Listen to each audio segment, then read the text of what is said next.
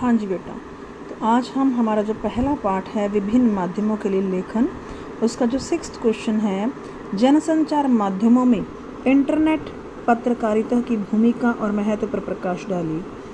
तो बेटा ये इंटरनेट पत्रकारिता होती क्या है? सबसे पहले तो हम इसे बताएंगे। आपको इंटरनेट को तो पता है, क्योंकि इंटरनेट तो एक ऐसा इलेक्ट्रॉनिक माध्यम है जिसका एक बटन दबाते ही आप दुनिया भर की जानकारियाँ प्राप्त कर सकते हैं। लेकिन यहाँ पर प्रश्न अलग है बेटा कि इंटरनेट पत्रकारिता क्या होती है। अब सबसे पहली बात हम इंटरनेट पत्रकारिता का अर्थ बताएंगे। अब इसको किन किन नामों से पुकारा जाता है। इंटरनेट पत्रकारिता को ऑनलाइन पत्रकारिता या साइबर पत्रकारिता या वेब पत्रकारिता भी कहा जाता है। अब ये इंटरनेट पत्रकारिता क्या होती है? जब इंटरनेट पर समाचारों का आदान प्रदान किया जाता है तो उसे इंटरनेट पत्रकारिता कहते हैं। यानी कि समाचार तो आप किससे देखते हैं? पढ़ते भी हैं, देखते भी हैं, टीवी में आप समाचार सुनते भी हो, देखते भी हो सारे, और रेडियो पर भी मिलते हैं आपको, और भी कई जरिए हैं आपके पास। लेकिन जब इंटरनेट पर समाचारों का आदान प्रदान किया जाता है तो उसे क्या कहते हैं? इंटरनेट पत्रकारिता। अब इसका महत्व क्या है बेटा? इंटरनेट केवल एक यंत्र है, ये एक औजार है जिससे सूचनाएं प्राप्त करके ज्ञान में वृद्धि कर सकते हैं और मनोरंजन कर सकते हैं। अब इसका महत्व पता चल गया बेटा आपको कि इंटरनेट जो है वो केवल एक ऐसा यंत्र है जिससे हमें कई लाभ हैं।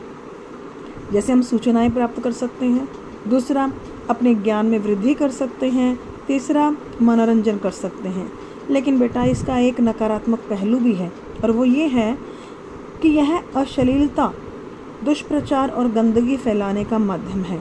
यानी कि जो इंटरनेट पत्रकारिता है उसमें कुछ ऐसा भी दिखाया जाता है जो कि समाज के अंदर हमारा नैतिक पतन करता है।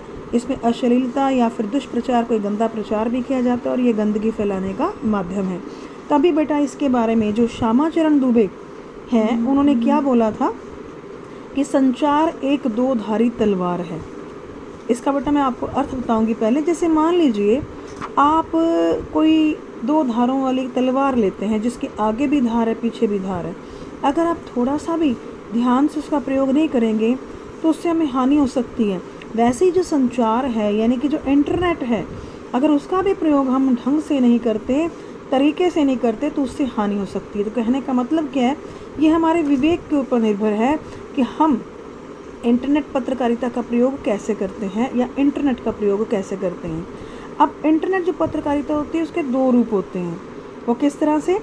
यानी कि इससे क्या है, एक तो खबरें जनता को पहुंचाई जाती हैं।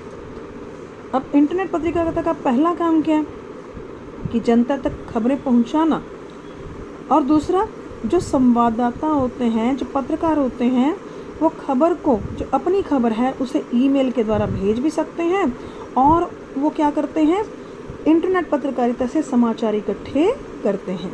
ठीक है बेटा, तो ये दो रूप हैं इंटरनेट पत्रकारिता के कि इससे जनता तक खबरें पहुंचाई जाती हैं और संवाददाता खबर को ईमेल से, अपनी खबरों को वो भेज भी सकते हैं, उनको समाचारों को इकट्ठा भी कर सकते हैं।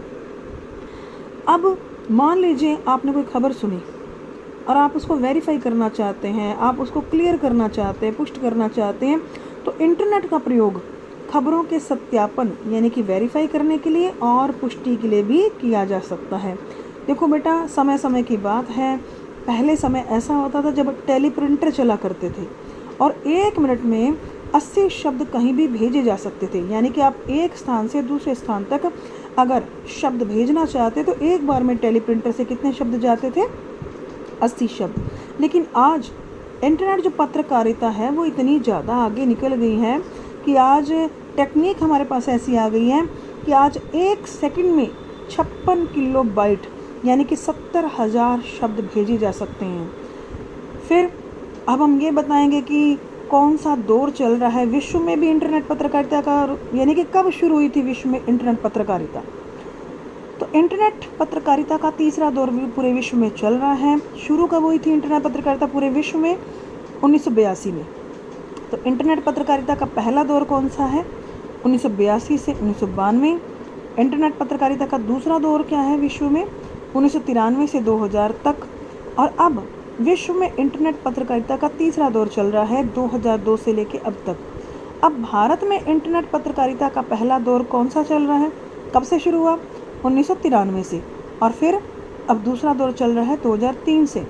तो बेटा आपने देखा अब कि इंटरनेट पत्रकारिता क्या होती है, इंटरनेट पत्रकारिता में क्या क्या किया जाता है। जब हम इंटरनेट के द्वारा समाचारों का आदान प्रदान करते हैं तो इसे इंटरनेट पत्रकारिता कहते हैं। इसे ऑनलाइन पत्रकारिता, साइबर पत्रकारिता और वेब पत्रकारिता भी कहते हैं। फिर इसके फ़ायदे भी हैं लेकिन कहीं कहीं नुकसान भी हैं। फ़ायदा सूचना प्राप्त करना, ज्ञान में वृद्धि करना, मनोरंजन करना, लेकिन इसका जो नकारात्मक पहलू क्या है कि यह अश्लीलता, दुष्प्रचार और गंदगी फैलाने का माध्यम है। फिर आपने श्यामा चरण दुबे हैं, उनकी जो स्टेटमेंट है, जो कथन है, उसे भी आपने स्पष्ट करना है। फिर इंटरनेट पत्रकारिता के दो रूप कैसे होते हैं, जनता तक खबरें भी पहुंचाते हैं और संवाददाता खबर को ईमेल से भेज भी सकते हैं, इकट्ठे भी कर सकते हैं।